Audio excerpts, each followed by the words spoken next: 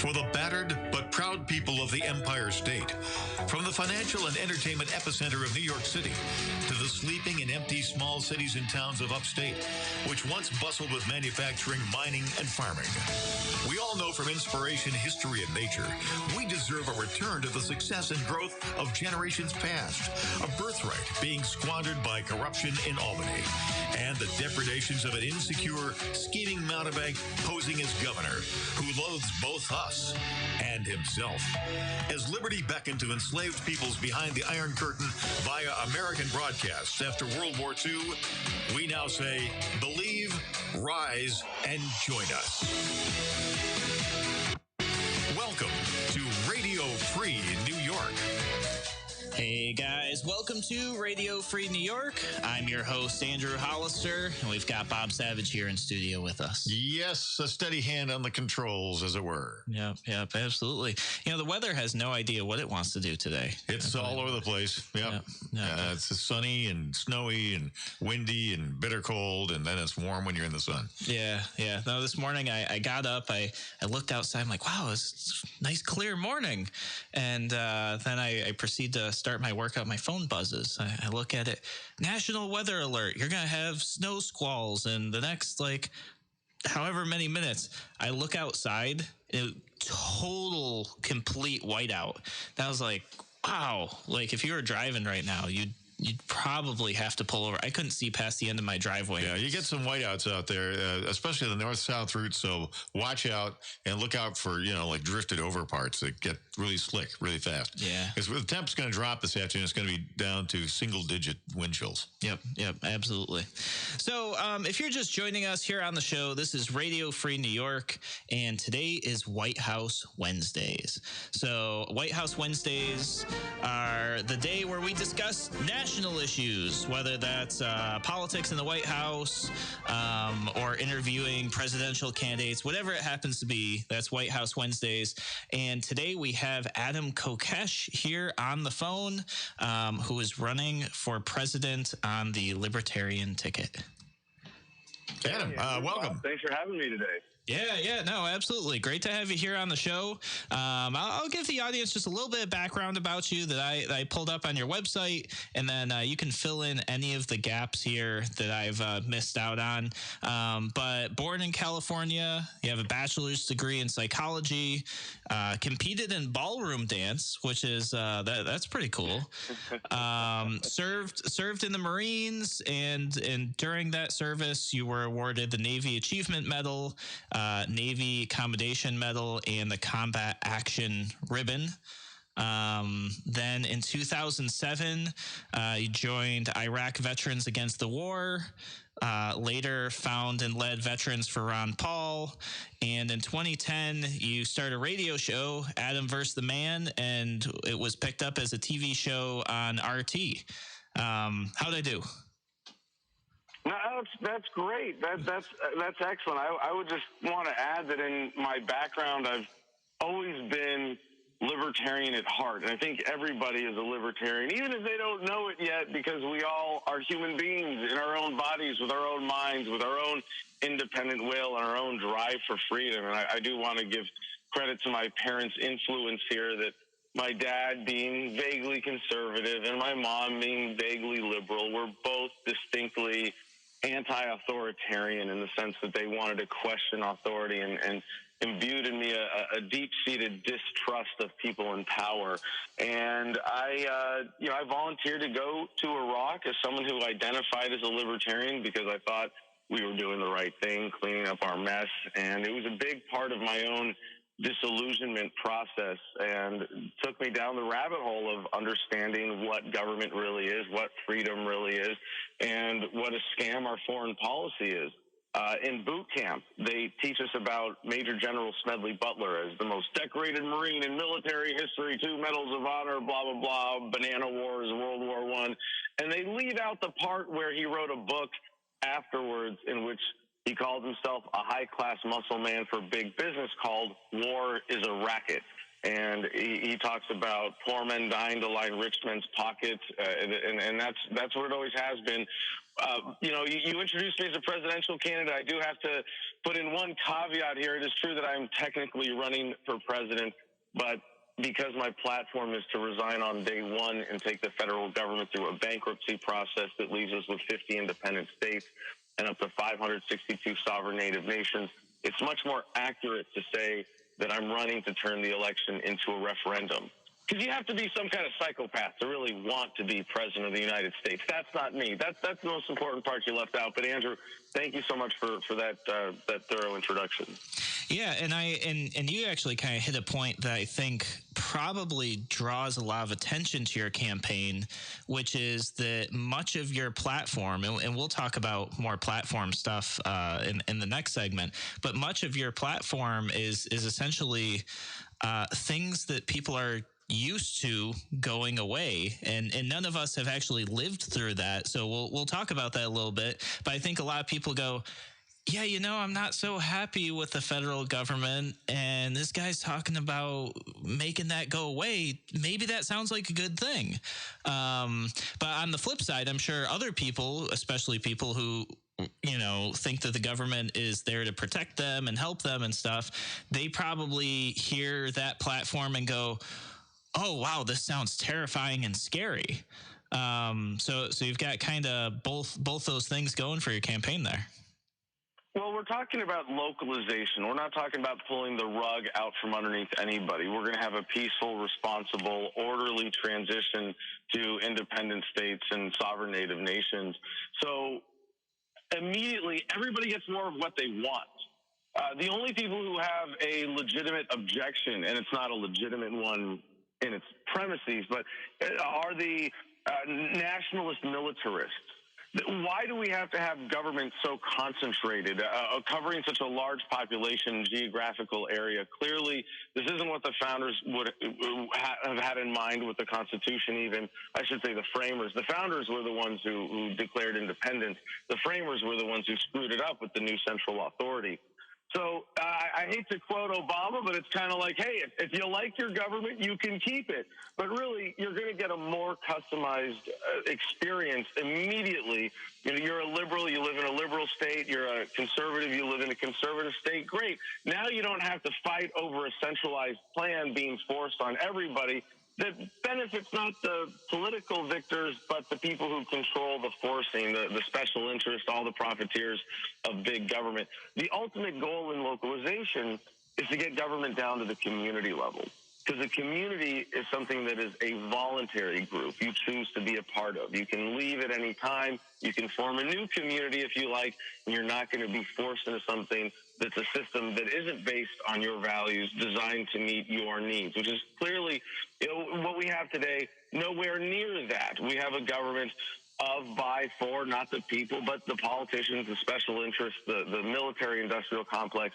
And, I could get into a couple examples, but as a veteran, it's particularly disturbing to see 22 veteran suicides a day. What I want to do with the VA, first of all, for this issue, is end the drug war, let veterans have the freedom that we supposedly fought for to medicate as we see fit, and give the VA to the veterans directly, take it away from the bureaucrats, spin it off from the federal government. And frankly, if you're running for president and you don't have a serious proposal to the problem of 22 veteran suicides a day, you should not be taken seriously. Yeah, and I want to get back to one point you made just before that, which was localization of government. And, this is a topic when Larry Sharp and I ran for governor and lieutenant governor of New York. We talked about localization. We talked about the idea of home rule, letting counties be counties instead of having overarching state rule. And you said something there which is interesting, the idea that you can customize the government to the way you want it, which just makes me think that, yeah, the way we're using government today is kind of like one size fits all. But we all know that's not true. You know, you go to the store and you buy a one size fits all t-shirt, and it's either way too tight on you, or it's big and it's baggy and it's uncomfortable. So maybe an interesting campaign slogan that somebody could use is, government that fits you like a glove. And because that's kind of what you're talking about. You're talking about scary for a lot of other reasons. So yes, you're right. Yeah, you make a very good point there. Yeah. So just this idea that government as it is today doesn't fit most people. It's will being opposed on usually at least half the population. And so I don't know. I'm on board with that. I like that. I'm just gonna also end this segment before we go on the break with one of your quotes, which is, "Government is fundamentally immoral because it is based on violating the rights of the individuals." It's a quote from Adam Kokesh, who's on the show with us. Guys, we're gonna take a real quick break. We'll be back in a moment.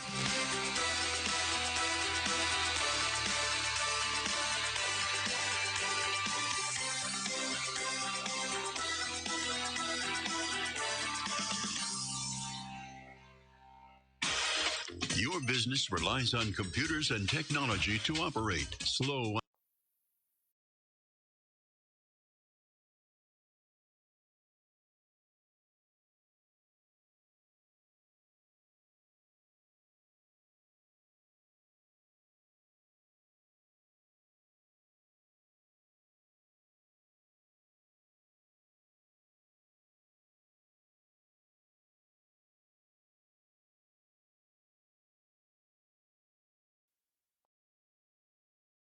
Tech Innovation should be your first call. They've won the best in Rochester 8 years in a row and have an A+ Better Business Bureau rating. Call them today for a free consultation at 585-200-3182. That's 585-200-3182. Simple Tech Innovations. Hi, Bob Savage here for the WYSL station. So times are tight, and you've got to watch every penny. How to get maximum advertising impact without shelling out maximum bucks? Well, there's print media. Of course, there's a reason why it's called the incredible shrinking daily paper. Then there are those penny savers and shoppers, 98% of which hit the recycling bin without ever being opened. And are you really looking for customers who are shopping for used tires and playpens? You could try cable TV, 500 channels, 12 viewers per channel. Or how about hiring some guy in a day-glow orange wig to dance holding up your sign down at the corner? If you want real advertising impact with a quality message for savvy consumers who actually have money to spend, WYSL has a giant 20,000-watt signal and 2 FM channels at 92.1 and 95.5, covering 1.4 million people all over Rochester and the region, literally all the way to Pennsylvania. Get results, save time and money. Call us, get on board, and start growing for 2020. 346-3000 or WYSL1040.com. Why do businesses choose to move their website from Wix and Squarespace to Simple Tech Innovations? Maybe it's their excellent customer service or attention to detail. Maybe it's their ability to give a truly customized solution.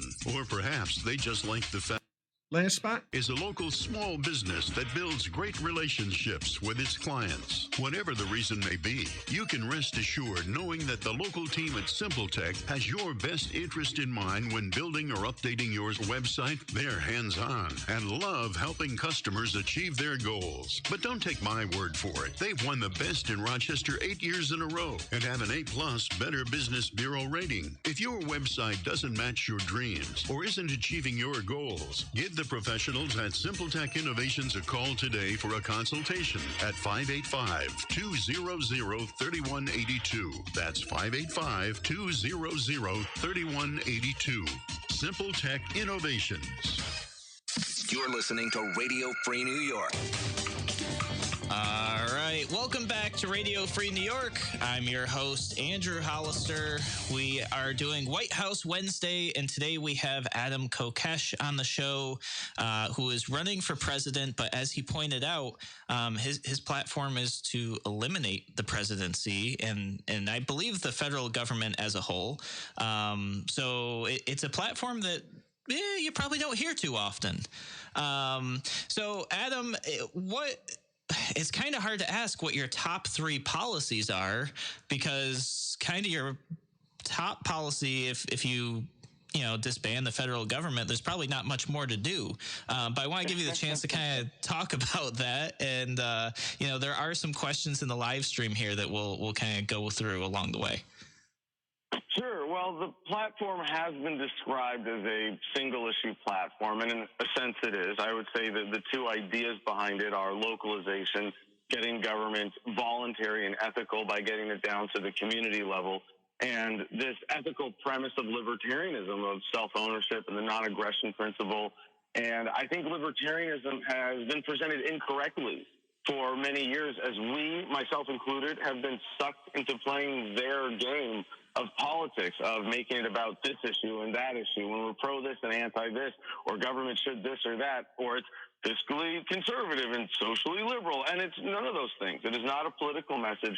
It's an ethical message based on this idea that all human relations should be voluntary, free of force, fraud, and coercion. So instead of saying government this, that, or the other, to say, look, you can have as much or as little government as you want, or none at all if you choose to opt out entirely on your own land. And to say, look, this is you can have as much or as little as you want, as long as it's voluntary, as long as you don't force it on anybody else, as long as your system is ethical, then we support it. How do we get away from this centralized, unethical system? I do have a few things that are priority for me as motivators. One, as a veteran myself, having seen the destructiveness of war firsthand, having seen the evil incumbent with this greatest of crimes against humanity, to see that the opposition now, and right now, I mean, it used to be Trump, right? Trump ran on a non-interventionist foreign policy platform, same as George W. did. Same as so many, false peace candidates before him in both parties. President Obama killed more people with drone strikes than all other Nobel Peace Prize winners combined. And now in the Democrat Party, they have this false opposition show going with Tulsi Gabbard and Bernie Sanders. And if you look at their records, they're both very, very pro-military, having voted for authorizations and military spending. Tulsi Gabbard even got $115,000 from the military-industrial complex in her last congressional campaign. So what we should be demanding from a presidential candidate in 2020 is someone who can back up their anti-war positions with policy. And this really gets to what the founders advocated for. They did not want a military. They did not want what they would have called a standing army. They wanted a decentralized militia-based defense, as they said, or would have said, the best defense, the only legitimate defense, the most effective and efficient defense of the free people is a well-armed population that refuses to be governed by anyone. And as Gandhi has demonstrated, the well-armed part is optional and probably slows things down and causes a lot of unnecessary damage. We have a peaceful opportunity in front of us through the elections as we know them today to withdraw our consent from this monstrosity that is the federal government, that is the heart of militarism, that is a cancer on the warrior class, that is a cancer on this country. America is too good for this government, and we don't have to be united under one government to be united in American values. Localization is the cure for polarization. So I see not just, I don't mean to oversell this as a panacea, because this platform, this policy is not. It is just the first step in the right direction, taking us towards a voluntary society, a freer America, an America more in line with the founders' vision when they talked about principled freedom. And I'd like to think that the American people are ready for this, that we're ready to finally put our foot down and say, we're not going to put up with this crap anymore. We're going to apply a solution as big as the problem. And some people would say that this is radical, and in the truest sense of the word, striking at the root of the problem. I would agree. But only 3 million out of the 22 million people who work for the American government at all levels work for the federal government. We're talking about cutting at most less than 1/7 of the federal workforce. I don't think anybody proposing anything less than that, any political candidate trying to tell me or you that this platform is radical is essentially defending the status quo of a bloated, out-of-control federal government. So to the policy, in terms of priorities, I guess I just get rid of three little parts: the executive, legislative, and judicial. Obviously, yes, we're talking about getting rid of the entire federal government, but a lot of those agencies that we would get rid of would get transitioned down to the states, like the Federal Department of Transportation. Well, every state already has a state DOT. Cool. Apportion it into 50 different pieces, cut it up, and hand them over to the states. Then there's things like the IRS. No, we don't need it at all, period. End of story. That goes away on day one. All federal laws cease being enforced, and there's a process. And I would love for someone to sit me down for a Frost Nixon style interview and grill me on every last bit of policy, because I've thought it out. There are no bad answers. This is a clearly better alternative to trying to keep the federal government going. And when you put it that way, you go, yeah, that's kind of an absurd proposition, isn't it? It's not going to last forever. Are we going to take our heads out of the sand and apply a solution as big as the problem, or hope that government spares us in its violent death throes as it desperately clings to power? The message to the American people is, we can do this the easy way or the hard way. This is the easy way. So one question that has come up is, if we eliminate the federal government, what happens with our Constitution? And kind of a follow-up to that would be, especially for people in New York, where we're living with some extremely draconian laws in terms of firearm ownership. Many people in New York are looking at the Supreme Court as, the arbitrator who's going to hopefully restore the Second Amendment in New York. Sounds like the Supreme Court would go away. So what does that kind of mean for those people? And I'm kind of summarizing a question that was pretty lengthy, but that's I think the intent of the question. Oh, yeah, sure. And I think it's insanity, as Albert Einstein pointed out, to do the same thing over and over again, expecting different results. Clearly, the Supreme Court as a mechanism has failed the American people to uphold the Bill of Rights. But historically, we have to understand what the Constitution represents and what the Bill of Rights was, because it's not the mythology that you were taught in government school. The Constitution was a counter-revolutionary coup against the founders, who were against central banks, against standing armies, against all of the various rackets that are built into the Constitution.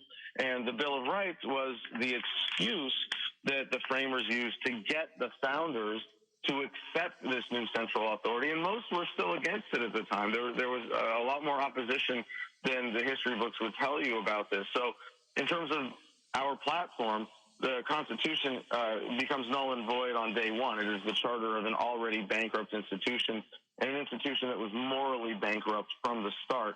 I have no love lost for words on paper. I'm not a worshiper of authority, and I think a lot of freedom-loving Americans have sadly been fooled into supporting the Constitution. But a brief look of even recent history, especially as you phrase it in that question about the Supreme Court, would show they don't care about our freedom. They don't care about defending the rights outlined in the Bill of Rights, or protecting us from runaway government. The Supreme Court has basically authorized all of the tyranny that we're currently experiencing. And I would happily butcher a quote from Lysander Spooner, who said something to the effect of, be it one thing or another, the Constitution has either failed to either authorize the tyranny we are currently experiencing, or failed entirely to prevent it, and either way is unfit to exist. All right. And what about free travel between states? That's kind of another question that has come up is, right now under the federal government, we have the ability to travel freely between states. If the federal government goes away, is that potentially going to go away because there's no unifying federal government? No, I don't think so. Already, if a state wanted to cut itself off from the rest of America, they'd be able to. I mean, I drive across the country a lot. I'm in No Force One, our campaign bus right now. And, we go through that little checkpoint every time we go into the state of California. Do you have any fruits or vegetables on board? And, if a state wants to create its own policy of immigration, they're certainly welcome to. And again, I think this is a really important part of the customization of government. Right now, you talk about the federal government as controlling immigration. Well, how's that working out? Seems like a complete abject failure. The people who want to live isolated don't have the ability to do that in today's system. There's a kind of forced association that really is anti-American, where you don't have the right to say, well, I'm going to form my own community, and we're going to keep people out based on these criteria, or let people in based on these criteria. So I think that gets better immediately.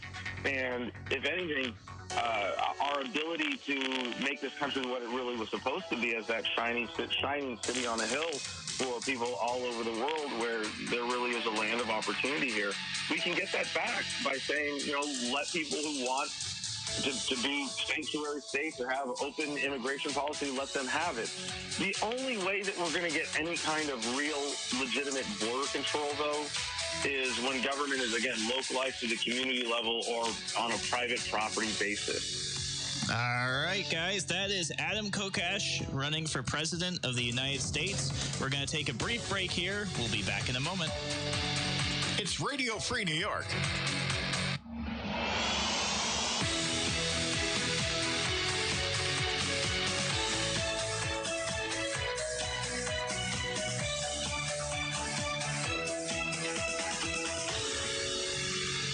More than twice the power. WYSL. More powerful FM 92.1, FM 95.5 West, and 1040 AM W.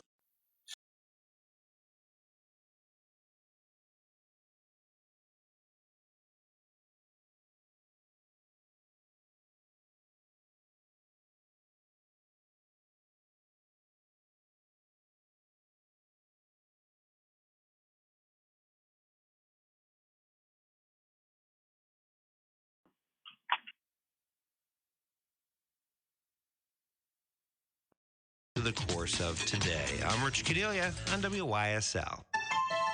WYSL with a little food for thought. Chelsea Clinton got out of college and got a job at NBC that paid $900,000 a year. Meanwhile, her mom flies around the country lecturing people about white privilege. Let that sink in. Why do businesses choose to move their website from Wix and Squarespace to SimpleTech Innovations? Maybe it's their excellent customer service or attention to detail. Maybe it's their ability to give a truly customized solution. Or perhaps they just like the fact that SimpleTech is a local small business that builds great relationships with its clients. Whatever the reason may be, you can rest assured knowing that the local team at SimpleTech has your best interest in mind when building or updating your website. They're hands-on and love helping customers achieve their goals. But don't take my word for it. They've won the best in Rochester 8 years in a row and have an A+ Better Business Bureau rating. If your website doesn't match your dreams or isn't achieving your goals, give the professionals at SimpleTech Innovations a call today for a consultation at 585-200-3182. That's 585-200-3182. SimpleTech Innovations. Your business is the most valuable asset you own, and you are the linchpin that holds the family business together. Will the next generation be ready? Business value can be lost when the business passes to the next owner. I'm Alan Ginsberg of the A.M. Ginsberg Advisory Group, and I've seen the results of poor planning, family disputes, and a shortage of capital when it comes time for a business transition. Don't let these barriers to success happen to you. Whether you sell your business to outsiders, key employees, or your family takes over, the result is the same. Your business is your family's future. Let me show you how to sell or transfer your business successfully. Call me, Alan Ginsberg, at 585-377-4720 to arrange a no-cost, no-obligation initial visit. Because when life happens, we've planned for it. Securities offered through Securities America, Inc., member FINRA SIPC. Advisory services offered through Securities America Advisors, Inc., A.M. Ginsberg Advisory Group, and Securities America Companies are separate entities. Because your future is worth it. Mgm Associates Insurance. Proudly serving the region since 1984, MGM can meet your coverage needs, ranging from home, condo, and auto, all the way to specialized policies for business, workers' comp, to limo and taxi insurance, and coverage for tech professionals like IT specialists. They can also help lead you through the confusing maze in the new world of health insurance coverage and options. MGM Associates is large enough to serve you, but small enough to care, so you don't have to wait in line on some 800 number to get prompt personal attention. MGM Associates is the only winner of the National Best Practices Award 6 times in a row. MGM is proud to support veterans groups, including Heroes Home Advantage. For your personal business, home, or professional insurance needs, meet the professionals at MGM Associates Insurance, locally and proudly owned at 1745 Penfield Road in Penfield. 381-7008 or mgminsurance.com. An associate of Preferred Mutual Insurance, One Preferred Way, New Berlin, New York. Did Mom leave the stove on again? Dad forget to take his pills? The senior citizen in your life deserves to be treated like family in every way. And you deserve the peace of mind that comes from knowing your older family member is getting personalized care, even though they're not yet ready for a nurse. Consider Alpine Manor, founded in 1971 by owner Tim Kinsella, and just 20 minutes from Rochester in Lima, Livingston County. At Alpine Manor, there are supervised activities and medications, full laundry and housekeeping services provided to your loved one in immaculate surroundings.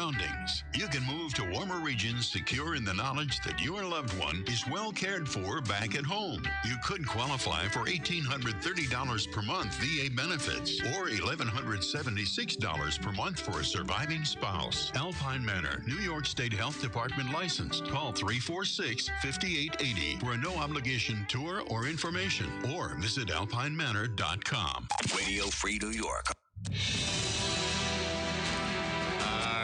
We are back here on Radio Free New York. It is White House Wednesday, and we are talking with Adam Kokesh, who is running for president. He's got a pretty unique platform, I think, even among libertarians. I'd say very unique platform. Yeah.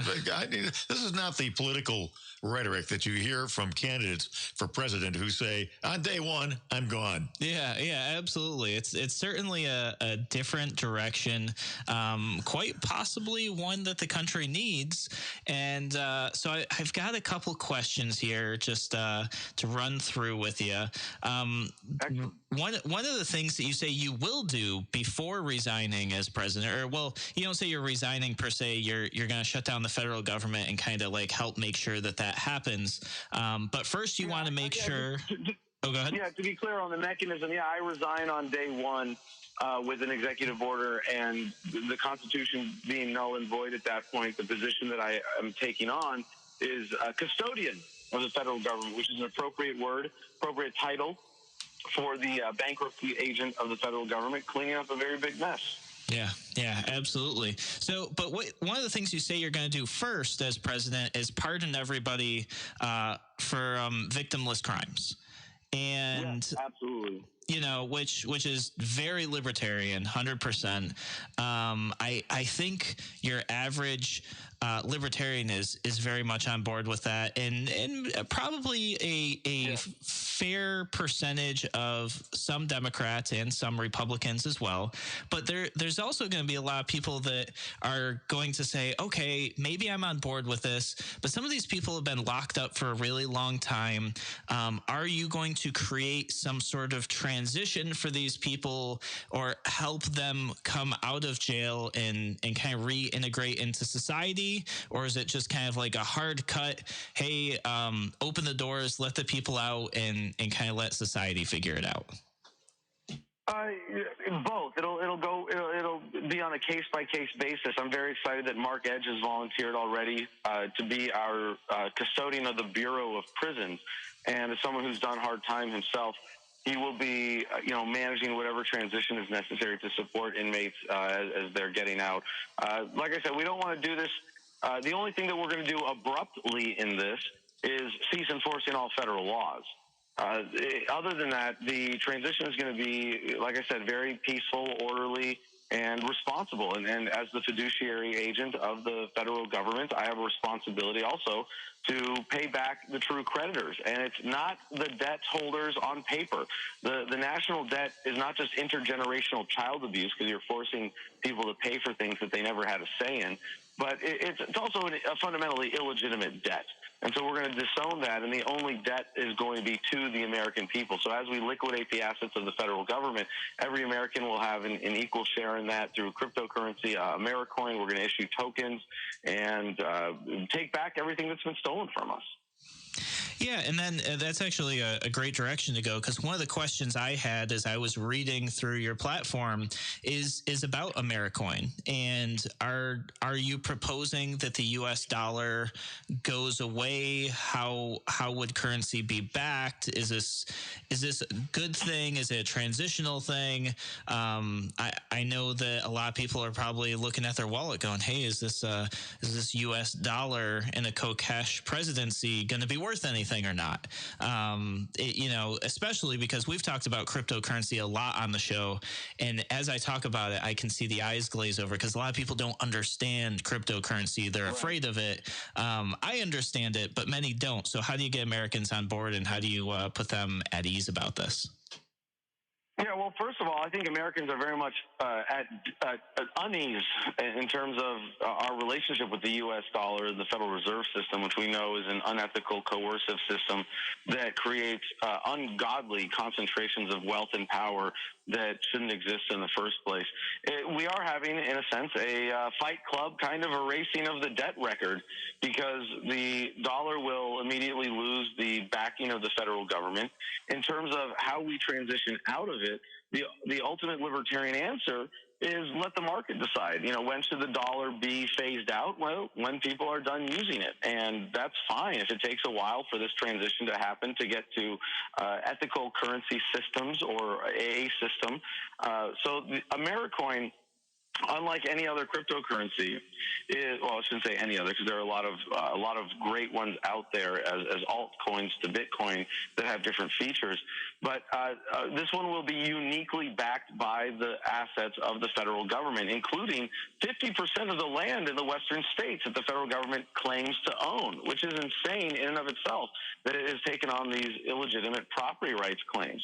So what we're going to do is issue every single American 1,000 AmeriCoin tokens by Social Security number, a kind of airdrop where everybody gets to start on a level playing field, and everybody gets their equal claim to their share of the federal government's assets.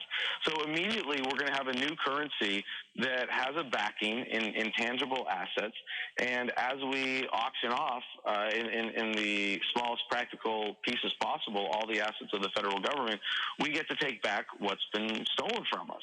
Now, this currency is going to be free for people to trade or exchange or use for whatever other purposes they want.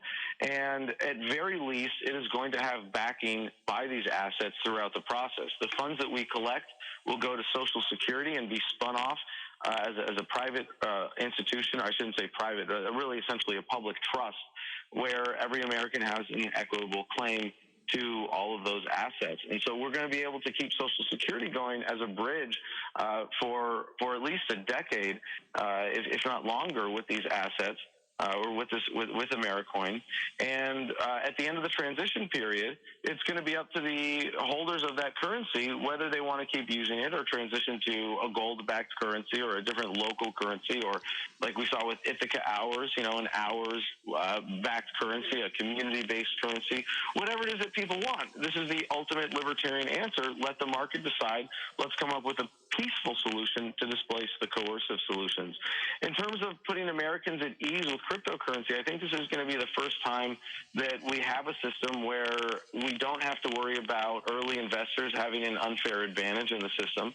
We don't have to worry about scammers taking advantage of weaknesses in the system where there are gaps in people's understanding of how cryptocurrency is used. There will be a very easy to use and a much more secure form of wallet and distribution system than anything we've ever seen in cryptocurrency before. And what we're going to have is going to be at least as convenient as the U.S. dollar. Cryptocurrency hasn't quite gotten to that yet. There are a few people working on killer apps or systems or, Lightning Network systems on top of Bitcoin or other cryptos that would do that. And I think that's great. We might just be one killer app away from overthrowing the Federal Reserve System with or without this platform.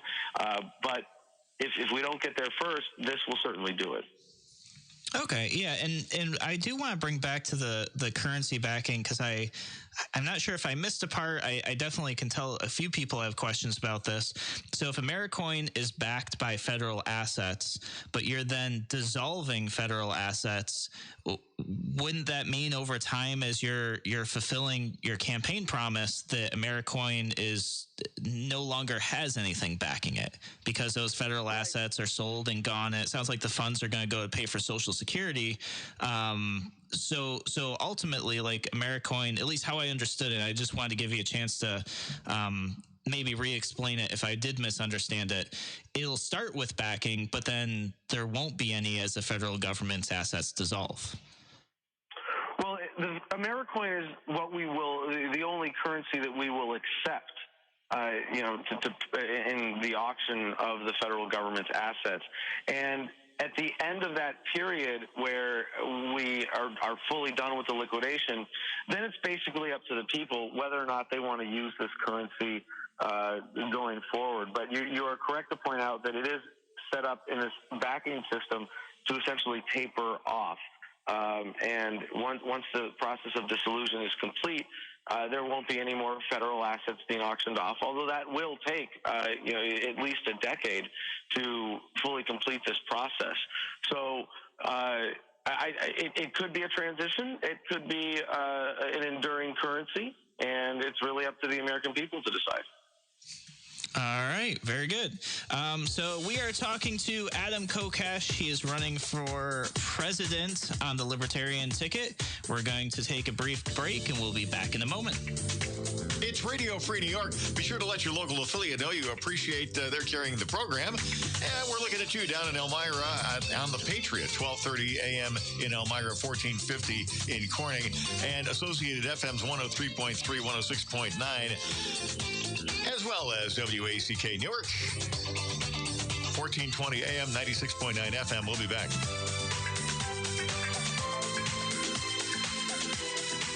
Why do businesses choose to move their website from Wix and Squarespace to SimpleTech Innovations? Maybe it's their excellent customer service or attention to detail.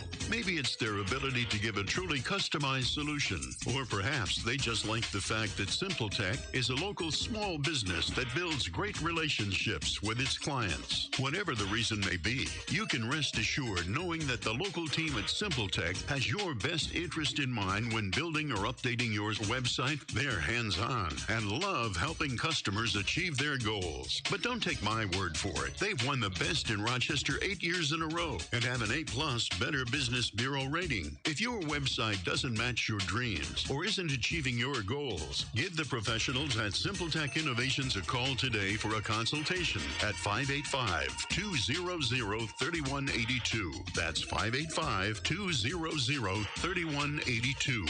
SimpleTech Innovations. Aircraft Environmental Systems proudly supports Radio Free New York. Rochester-based leaders in climate simulation chambers for America's R&D laboratories.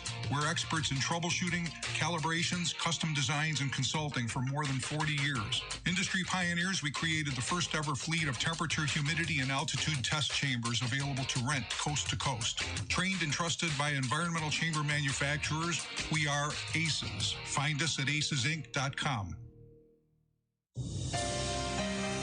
Human trafficking is when someone is being forced, tricked, or coerced to engage in a sex trade or forced labor.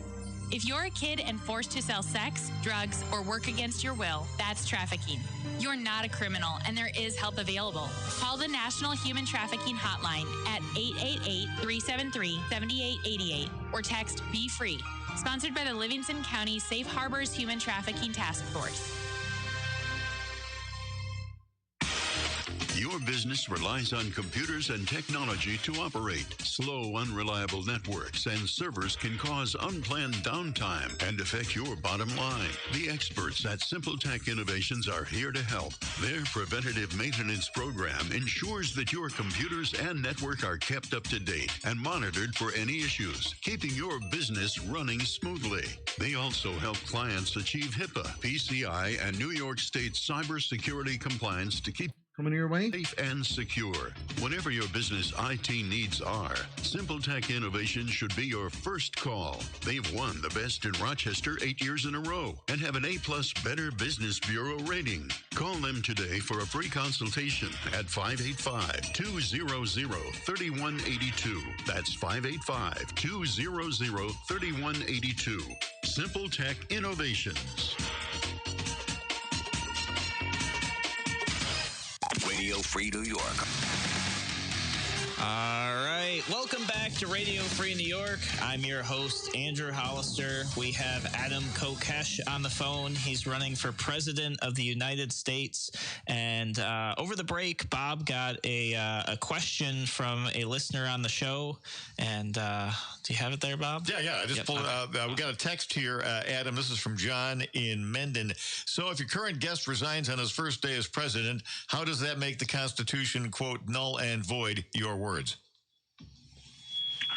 Well, in a sense, I would like to answer that question by rephrasing it a little in a form that I get more often, which is your platform constitutional?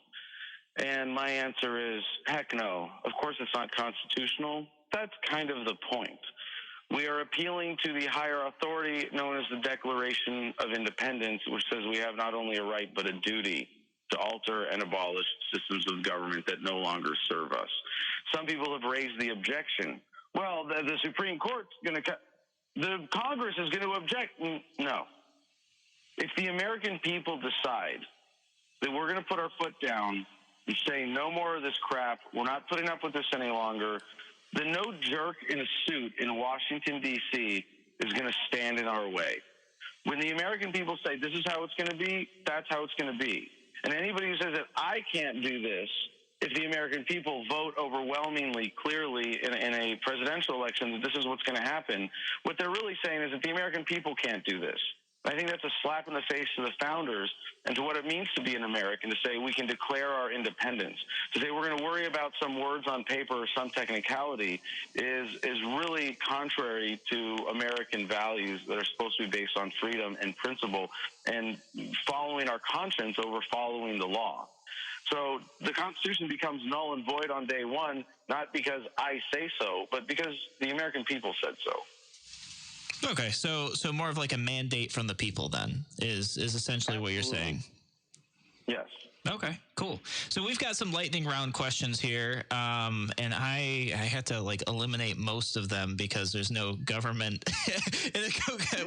No federal government is the policy, so I gotta come up with a few new ones. But let's start with an easy one that has nothing to do with politics: Camaro or Corvette? Oh, both. Both? Oh, man, I can't. Yeah, I'm not getting.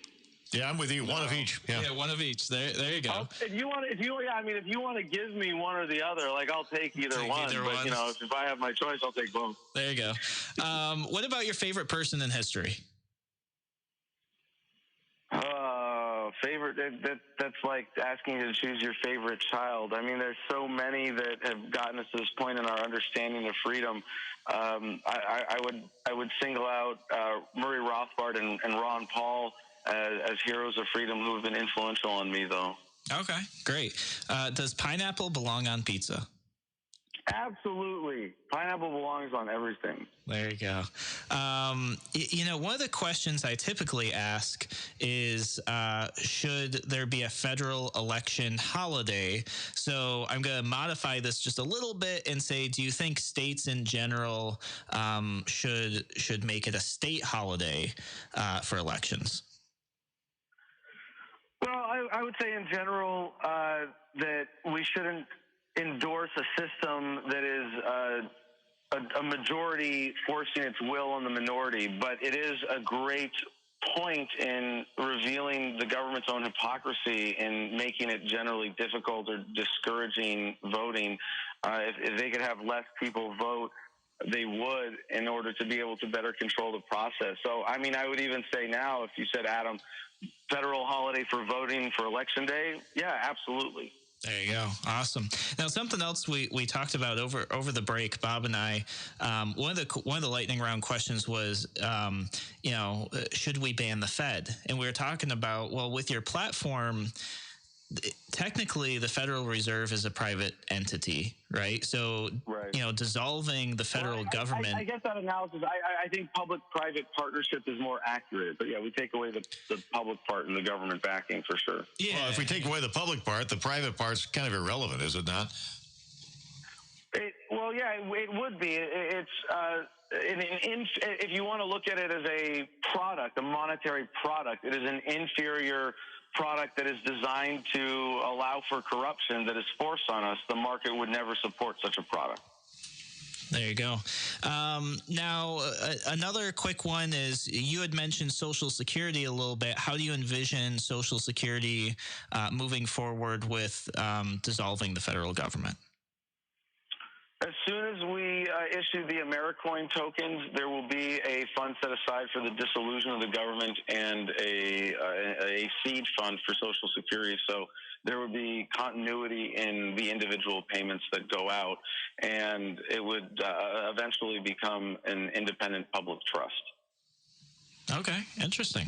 Now, people are obviously listening to the show. There's a ton of comments in here. If people are interested in your campaign, or maybe they've got a lot of questions for you, what is the best way to reach you and reach your campaign? And if they want to get involved, how do they do that too? Great question. So if you want to get involved in the primary process in the Libertarian Party, you have to be a delegate to the National Convention. It's the only way to vote in any primary that matters, except in New York, where there's a petition to get on the ballot where you have major party status, and we have to collect signatures, and that determines a handful of the 1,000 delegates at the National Convention. I know it's a bit of a complicated process, but we want to make sure that we are supporting everybody who wants to support this campaign, who wants to support the Libertarian Party. So if you want to get involved, please go to lp.org, become a national member today, look up your state organization, get involved with your state, make sure you know when your state convention is this coming spring. I'm going to be at as many of them as possible, which is where they're going to be, for the most part, selecting their delegates to the National Convention. And if you want to help out in that process, send me an email, adam@thefreedomline.com, 3 words, thefreedomline.com. It's my main website. You can find kokeshforpresident.com from there without having to remember how to spell my funny last name. And there are a lot of great things that we can do to take advantage of this opportunity to spread the message. But we want to get this on the main stage. We want to get this on the big platform. We want to get this in the debates against the old parties and make sure that the American people know they have a real choice in 2020. So please sign up at thefreedomline.com, find kokeshforpresident.com, get on our email list. If you have any questions for me or want to get plugged in with our organization, we have state coordinators and regional coordinators covering the entire country. We'll get you plugged in. Adam@thefreedomline.com. Awesome. And we've got about maybe 60 seconds left here on the show. So we've got time for one more quick question, which is, you mentioned the media. How are you going to break through the media to gain the average voter's attention with your platform? I think the compelling nature of this idea really has to drive this. And if the mainstream media wants to shut us out, we're going to keep doing the hustle with independent media as we've been doing for 2 years with this campaign. It's been a blast because this message really does inspire people. I hear more than anything else, I don't normally vote, but I come out and vote for that. And I'm doing this because I'm tired of seeing poor men die to line rich men's pockets. I'm tired of 22 veteran suicides a day. I'm tired of seeing Americans struggle, working paycheck to paycheck, wondering if they're going to be able to take care of their families. And if you're as tired as I am and you want to take back what's been stolen from us, you want to take back your birthright, your freedom, and what it means to be an American, I hope you'll join us on this campaign. It might just be the revolution you've been waiting for. Well, there you go, folks. That is Adam Kokesh running for president of the United States in the 2020 election on the Libertarian Line. You're listening to Radio Free New York. I'm your host, Andrew Hollister. We'll be back tomorrow. We got a few minutes, a few seconds left here. So I'm thinking that if his act is he's basically going to fire himself within seconds of taking the oath of office, that he's going to have some trouble with fundraising, You'd say that, but I think he's one of the front runners in terms of fundraising. Is he still on the line? No. How many libertarian candidates are there now? Oh, I think there's like a dozen or something. On the FEC filings, I think there's like well over 100. But of the ones that are truly running campaigns, there's probably I would say between 12 and 18. Yeah, yep. But I think he's out fundraised all of them combined right now. I was going to say, I thought Adam Kokesh died in Waco 26 years ago. But that's just me being glib. All right, guys. Thank you so much for joining us here on Radio Free New York. We'll catch you same time, same place tomorrow.